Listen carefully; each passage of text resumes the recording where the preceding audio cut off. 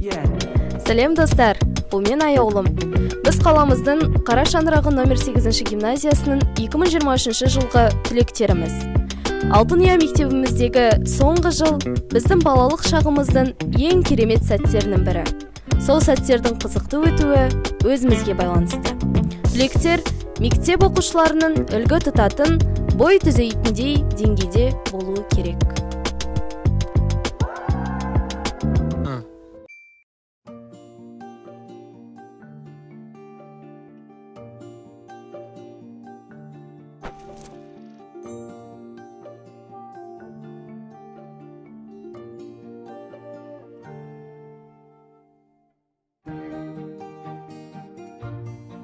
Он бірінші сыныпта ұстаздарымыздың 11 жыл берген тәлім тәрбиесінің жемісін көрсеткіміз келді.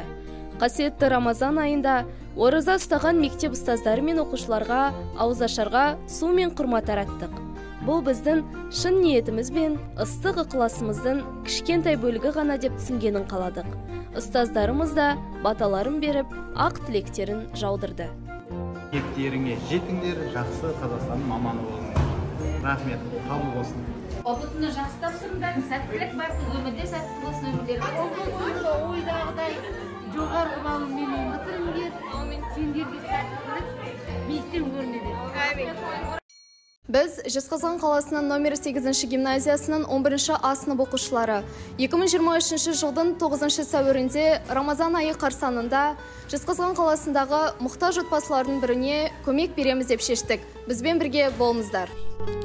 Атақты ақын Мұхтар Ниязов айтқандай, сарандықтың бекітіп шекарасын, сақилықтан қашқанда не табасын. Асынды көпшілікпен бөліп жесен, халықтан алғыспенен баталасын. Жалғыз өзін жасырып тығып жесен, жалғыз түйір бидайға қақаласын. Біз түлектер гимназия оқушыларына мейірімділік пен қайырымдылықтың үлгісін көрсеткіміз келді. Қаламыздың жылы жүрек қайырымдылық қорының бағыт-бағдары мен қамқорлықты қажет ететін отбасыға қол ұшын создық. Қаламызда көмекке мұқтаж отбасылардың көп екеніне көзіміз жетті. Осы әлеуметтік мәселенің шешімі ретінде өз идеямызды мектеп әкімшілігіне жеткіздік. Әр жылы гимназияның 11 сынып оқушылары, бітіруші түлектер біздің бастаған қайырымдылық ісімізді дәстүрге айналдырса, бұл мәселені шешпейді, бірақ көптеген отбасыға үміт отын сыйлайды деп ойлаймыз. Быстрее выздоравливайте. Скоро уже чуть-чуть еще и выйдем с карантина.